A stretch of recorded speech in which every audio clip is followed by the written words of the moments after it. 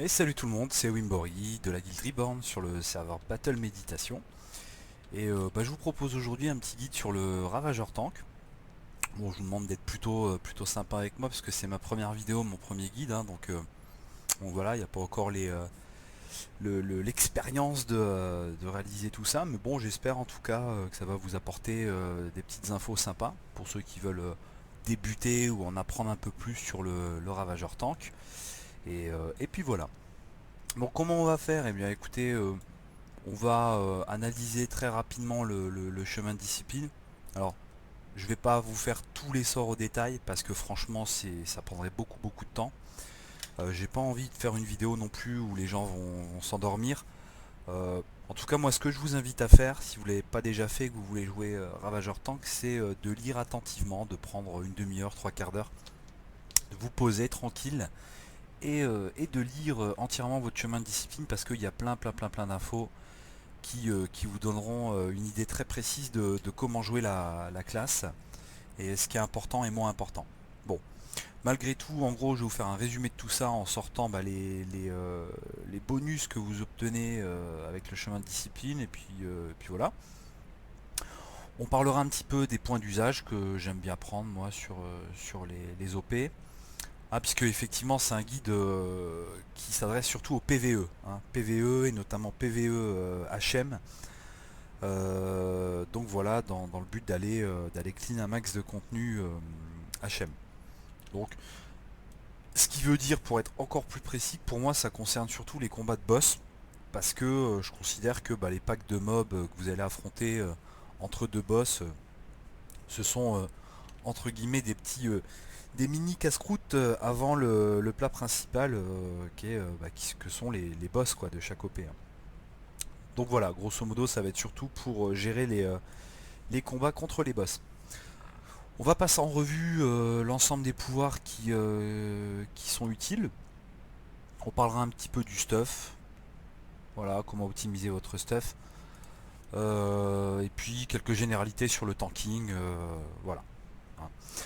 Alors, la première chose, ce sont donc les buffs que vous obtenez grâce à la classe de Ravageur Tank.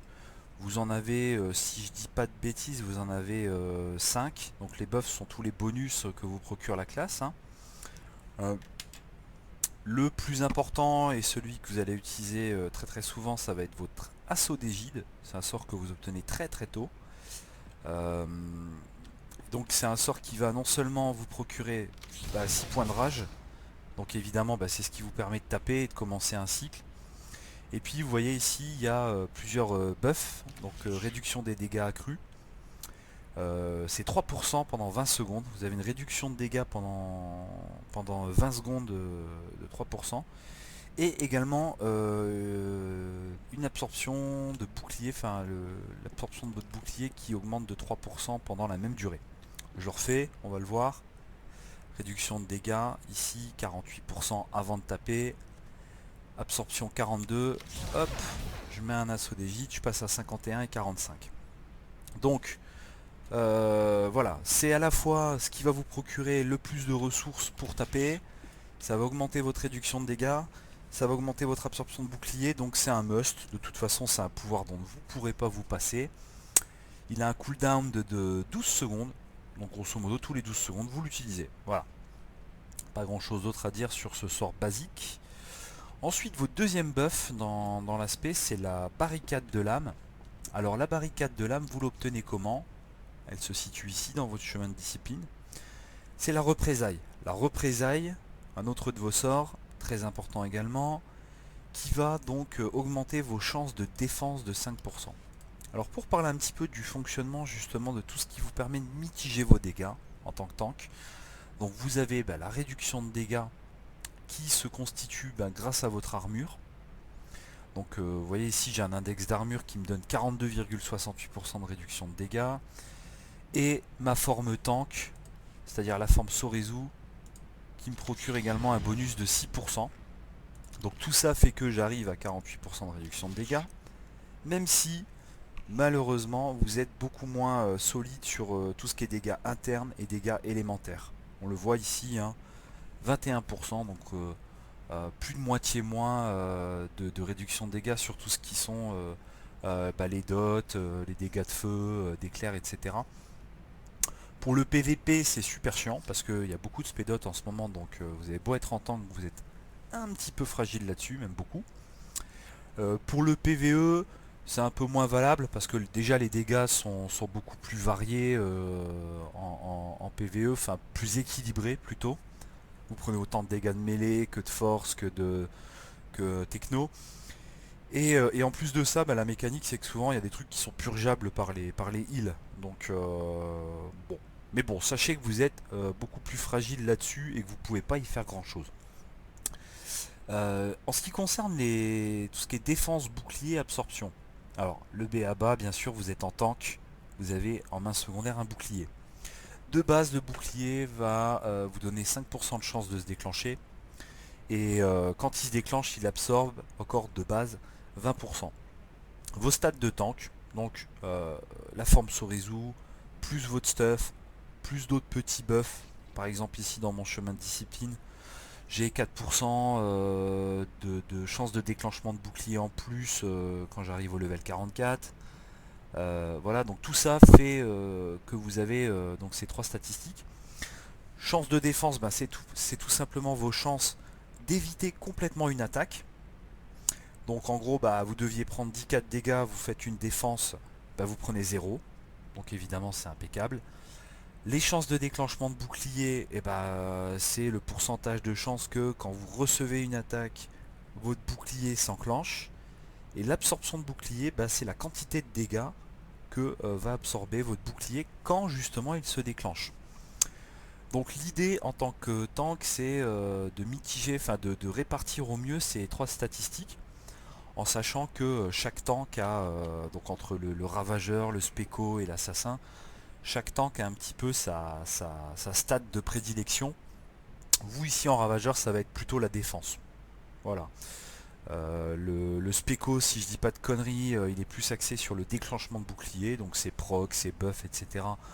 vont plutôt avoir tendance à lui faire utiliser, à faire déclencher son bouclier bien plus souvent. Et l'assassin, lui, va plutôt avoir tendance à absorber beaucoup de dégâts quand son bouclier se déclenche. Vous en ravageur, c'est surtout la défense. Et après, vous allez essayer de mixer, d'avoir une chance de déclenchement et d'absorption qui sont des stats qui vont plutôt être proches les unes des autres. On en parlera un petit peu plus tard, on détaillera comment mitiger tout ça.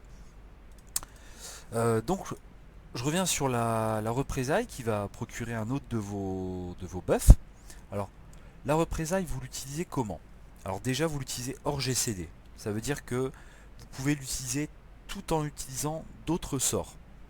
Il n'y a pas grand chose dans votre rotation de ravageur tank qui fait qui rend votre cycle dynamique. Donc ça c'est l'exception, c'est un sort que vous allez pouvoir utiliser même. Alors je vous montre par exemple. Il faut savoir que votre représaille elle va proc automatiquement quand vous faites un coup écrasant. Donc je vais vous le montrer, un coup écrasant en représaille. C'est pas pour rien que je les ai mis côte à côte dans ma barre de sort. Vous voyez, j'utilise tout de suite mon coup écrasant et hop, j'ai ma représaille qui s'est tout de suite déclenchée. Voilà. Et elle déclenche ma barricade de lame qui elle-même augmente mes chances de défense. Vous voyez ici je suis à 26%. La barricade de lame est terminée, j'ai perdu mes 5% de chances de def en plus. Donc la représaille, en résumé, vous l'activez dès qu'elle est up. Vous pouvez l'activer en même temps que vous utilisez d'autres sorts. Autre avantage, elle va systématiquement toucher au but. Donc c'est un des musts du ravageur tank. Votre représaille, vous l'activez tout le temps. Voilà. Ensuite, vous avez un troisième buff qui fait partie encore une fois de votre chemin de discipline. La règle de 2. Là, c'est un petit buff de déplacement. Donc ça va fonctionner sur la... Quand vous avez un pote de raid que vous bullez avec votre protection de tank. Donc ici, je mets ma protection de tank. Bon là, je l'ai mis sur mon partenaire, hein, forcément, on n'est pas en raid. Mais en gros, ce qu'il faut savoir, c'est quand la cible que vous protégez prend des dégâts, bah, vous allez obtenir un bonus de déplacement de 30%. Alors ça me permet de faire une parenthèse sur la bubule du tank.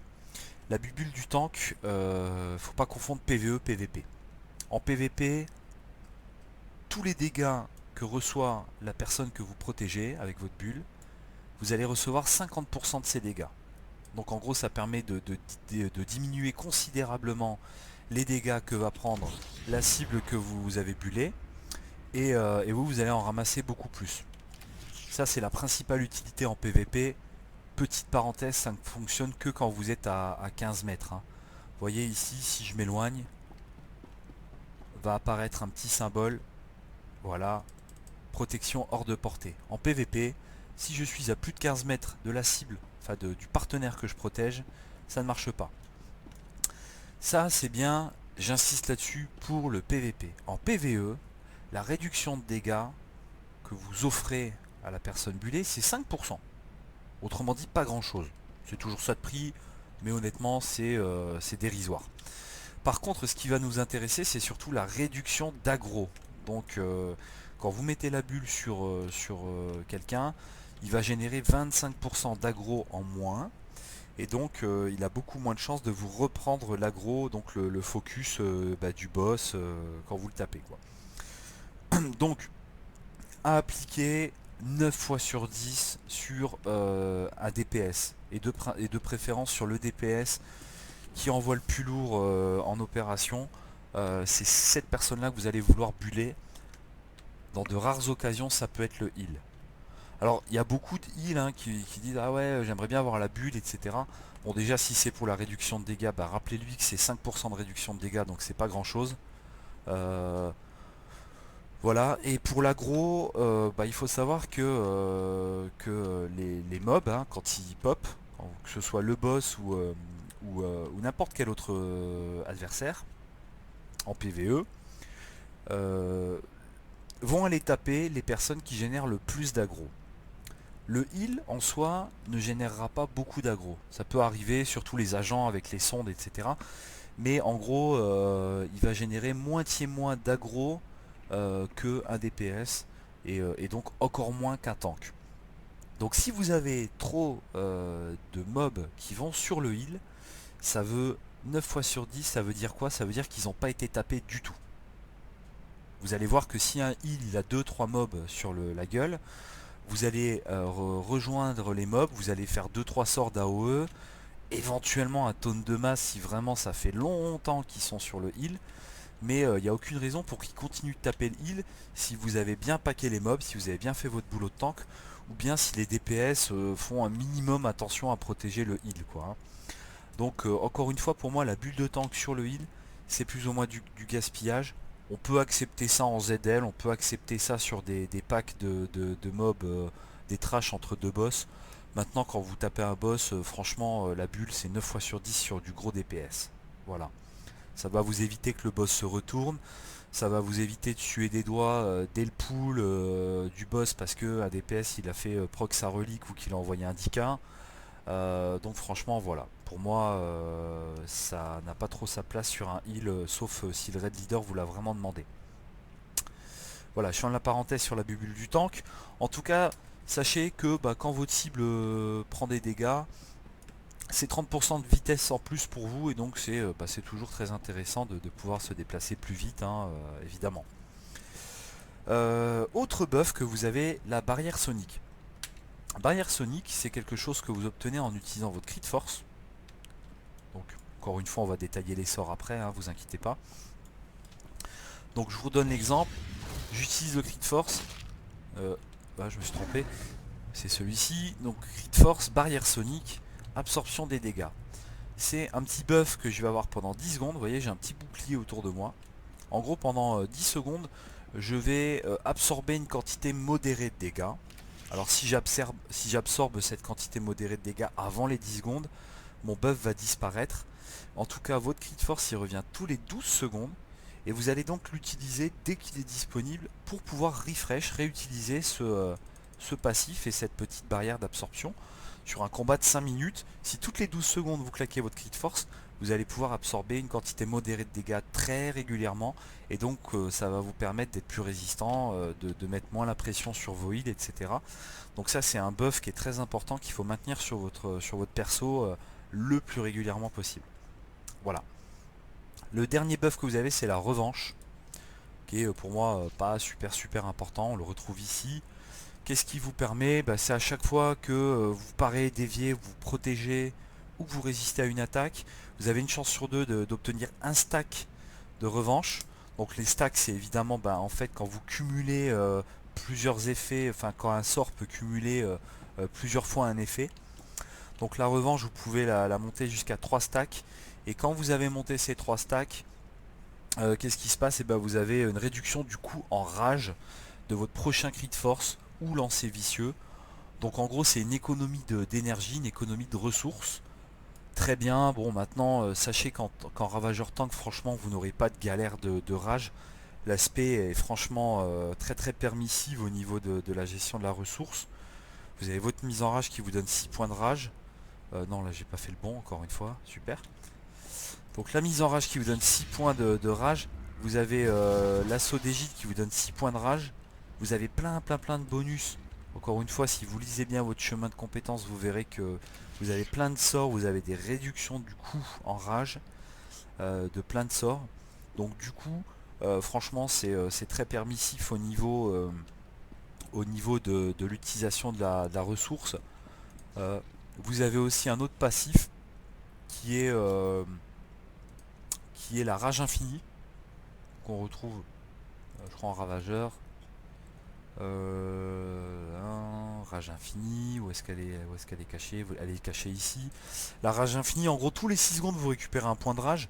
Et vous avez encore une fois dans votre arbre de talent, vous avez, je sais plus trop où c'est, mais vous avez un sort qui fait un passif qui fait diminuer à 3 secondes la rage infinie. Je sais plus où il est caché. Voilà, c'est ici. Réduit de 3 secondes la cadence à laquelle la rage infinie peut générer de la rage. Donc en résumé, tous les 3 secondes, chaque fois que vous prenez du dégât, vous allez récupérer un point de rage. Donc 6 points de rage avec la mise en rage, 3 points de rage avec l'assaut d'égide, un point qui revient toutes les 3 secondes. Éventuellement, la poignée de force qui vous rend 3 points de rage sur la durée. Vous voyez, 1, 2, 3.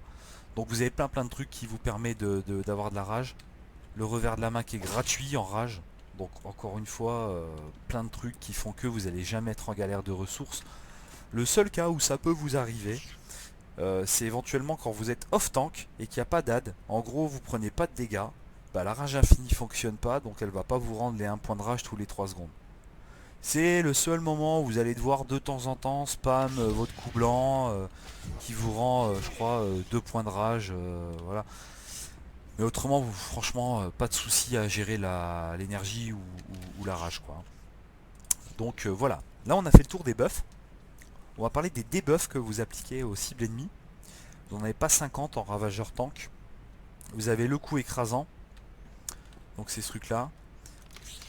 Voilà, coup écrasant. Hop. Quand vous faites ça, vous voyez, vous avez un petit debuff qui s'installe sur la cible. Les dégâts infligés par les attaques techno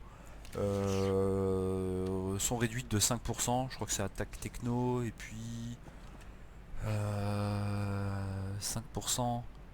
Les attaques de force et techno des cibles infligent 5% de dégâts en moins. Bon, un petit debuff que vous appliquez sur les cibles que vous touchez avec votre coup écrasant. A noter que le coup écrasant, de base, c'est un sort mono-cible. D'accord? Par contre, si vous utilisez votre assaut d'égide, ça devient une AOE et vous tapez 7 cibles maximum avec votre coup écrasant. Donc quand vous poulez un boss, quand vous faites un pull sur le boss, c'est pas forcément la peine de rusher votre assaut d'égide, puisque de toute façon vous n'avez qu'une cible. Par contre, quand vous êtes sur un pack en ZL ou alors quand vous avez beaucoup d'AD pendant une OP, veillez bien à d'abord avoir activé votre assaut d'égide avant de claquer votre coup écrasant. Et là, ça c'est votre sort tout simplement qui, 1, génère le plus d'aggro dans votre spé, et de 2, qui fait de gros dégâts. Donc vous n'avez pas de sorts qui font beaucoup de dégâts, hein. Je vous rappelle que vous êtes tank, donc forcément vous allez taper un peu comme une moule par rapport à votre copain les DPS. Donc En gros, voilà, bon, j'ai fait un 3K6 là avec. Quand il critique, sur des mobs, j'ai déjà vu du 6-7K. Imaginez si vous faites ça sur 7 cibles, au niveau de l'aggro, au niveau des dégâts, c'est énorme. Donc voilà, le truc à retenir, c'est assaut d'égide plus coup écrasant égale AOE. Sans assaut d'égide, mono-cible. Voilà. Et dans tous les cas, grosse animosité, gros dégâts. Plus donc le fameux debuff que vous appliquez, 5% de réduction de dégâts sur les dégâts de force et dégâts techno. Voilà, voilà. Ensuite, vos autres debuffs, le choc et la volée de coups, qui vont appliquer une réduction de précision aux cibles que vous touchez. Donc le choc, c'est ce sort-là, des dégâts modérés, de cassettes. L'avantage, c'est que c'est une AOE. Ça touche 8 cibles autour de vous à 360 degrés, donc tout autour de vous. Et la volée de coups, c'est ce truc-là. Donc ça, c'est un petit cleave. C'est une attaque en cône que vous faites devant vous. Enfin, quand je dis en cône, je crois que c'est 180 degrés. Hein, donc tout ce qui est devant vous, ça touche 8 cibles. Ça fait des dégâts un peu pourris. Ça fait des dégâts un petit peu dégueulasses. Un K3, un K2, ouais, c'est pas super. J'utilise très très peu, encore une fois, sauf sur des packs de mobs, voilà, quand il y a beaucoup d'adversaires. J'en cale un ou deux en bougeant ma caméra comme ça pour toucher un max de cibles. Mais voilà, bon, autant privilégier le choc qui va faire un peu plus de dégâts et puis qui va appliquer le même debuff quoi. Euh, voilà pour les debuffs, je crois que j'ai rien oublié. Alors, parlons un petit peu de votre rôle général en tant que tank. Pour moi, les objectifs numéro 1 que vous avez en tant que tank, c'est contrôler le boss. C'est-à-dire qu'en gros, il faut que vous soyez la cible du boss. Donc pour ça, par pitié, le premier truc à faire quand vous tankez, c'est d'activer votre cible de la cible. Je sais plus trop où c'est dans les préférences. Dans votre interface, vous avez ça quelque part.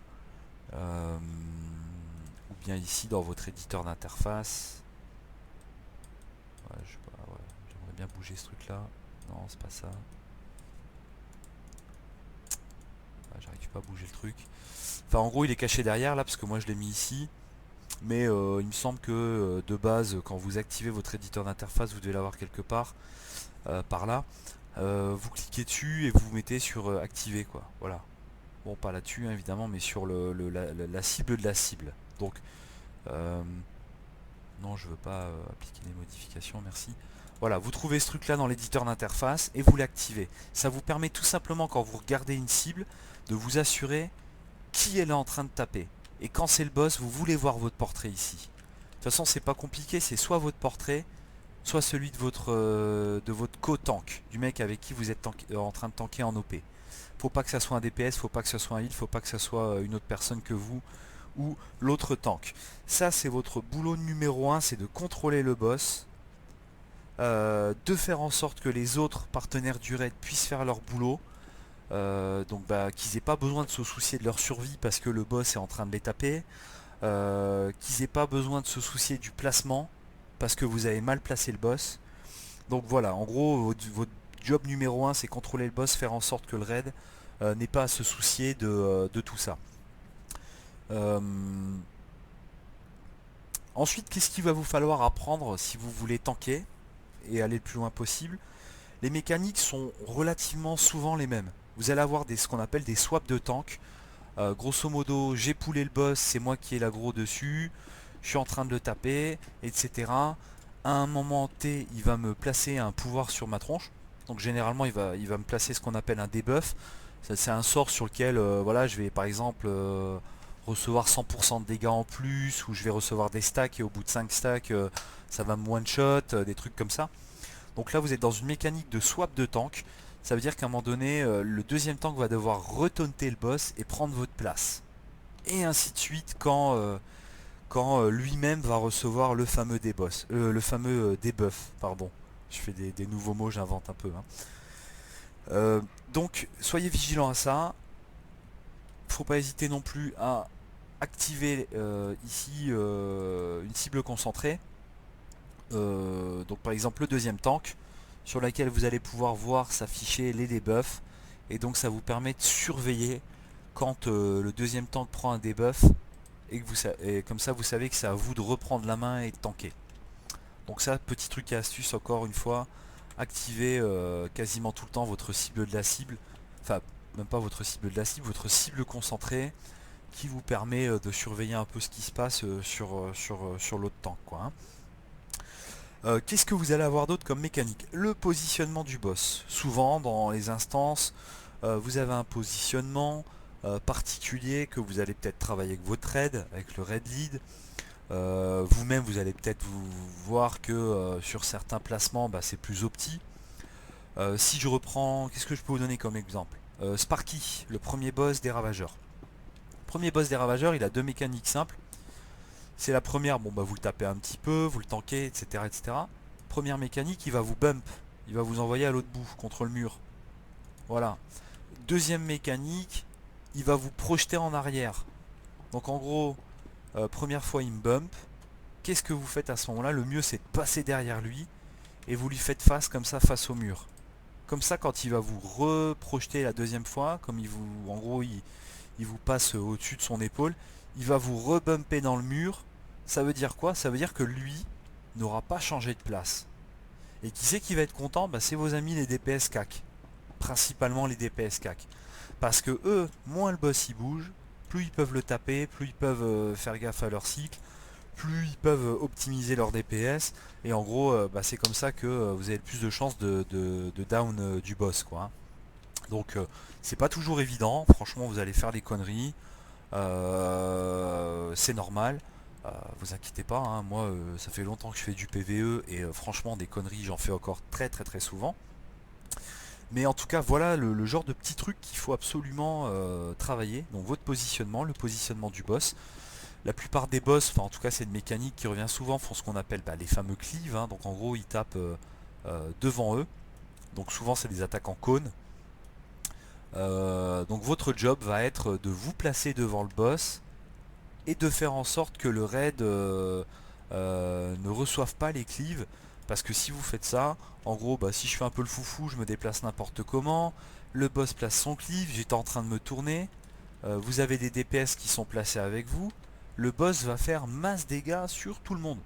Et vos heals ils vont saigner des doigts. Donc il va y avoir des morts. Et encore une fois, vous ne pourrez pas tomber le boss. Donc c'est pareil, apprenez les mécaniques de chaque boss.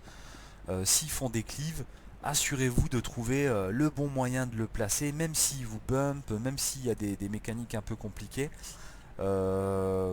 Soyez vraiment vigilant à rester toujours devant le boss et le placer dos au raid. Voilà. Après vous allez avoir souvent des phases de kitting. Le kitting c'est tout simplement éviter. Voilà, vous courez, vous promenez le boss, vous promenez les ZAD, il faut l'amener à tel ou tel endroit, ce genre de choses. Je reprends encore une fois l'exemple du premier boss des ravageurs, Sparky, qui a plein de petits copains là, tous ces petits clébards là qui vont popper. Si vous regardez bien, ces petits clébards ils vont vous mettre des stacks, des coups de griffe comme ça, et plus vous en avez, plus vous prenez cher. Donc dans ce cas là vous êtes obligé de faire du kitting. Donc là la difficulté c'est que vous devez prendre l'aggro, vous devez quand même les taper un petit peu pour que ça soit vous la cible, mais vous devez les faire bouger pour qu'ils vous cognent le moins possible, quoi. Donc en gros là vous allez utiliser peut-être un choc, une volée de coups, utiliser